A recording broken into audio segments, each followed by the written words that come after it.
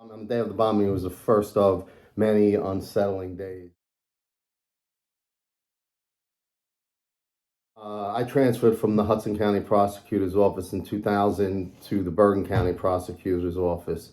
On the day before 9/11, on the 10th, I was the lead detective in the first homicide that I was ever assigned in Bergen County.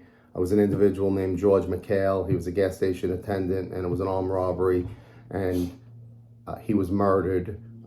He was stabbed by two brothers. We worked that case all night, and then on the morning of 9/11, after no sleep, I was getting ready for work a little late. My wife, then girlfriend, was home going to work that evening, and suddenly, all hell broke loose with the attacks with the first plane hitting the first tower.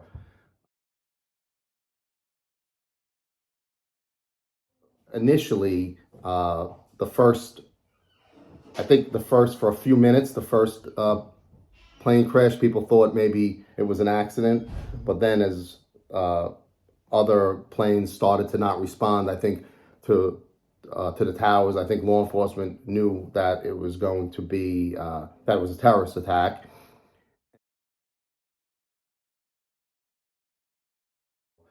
Because of the homicide and because of getting transported over there by boats, we didn't get to go till Saturday morning.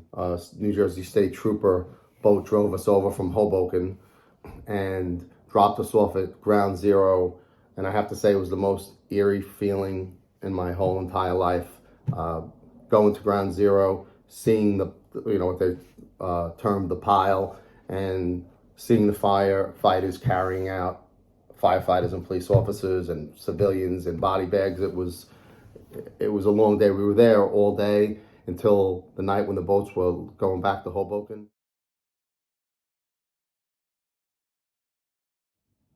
The way the FBI handled 9/11, millions of leads came in, and you had a balance conducting regular investigations like homicides, sex crimes, financial crimes, and still assist the federal government. The federal government, the FBI, the Joint Terrorism Task Force, they distributed leads down to the local counties, states throughout the country. And as you can imagine, there were millions of leads. Everything from a suspicious person near a power plant to people that were suspected to be terrorists having meetings in areas such as Jersey City.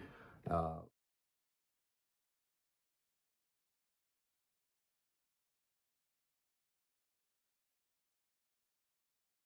think there was a huge shift in focus in society.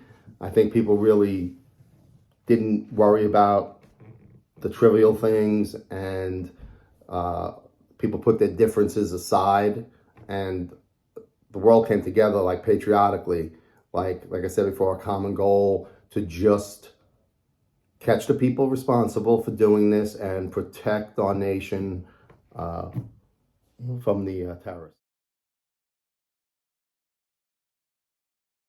Investigating homicides and in patrol, there's no routine call.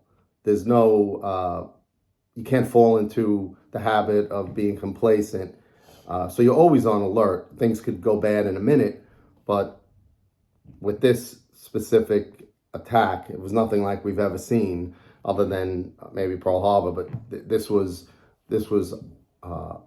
really heightened everybody's sense of awareness, and you were even on like basic calls, you were even more alert and you were even more cautious. It was nerve-wracking.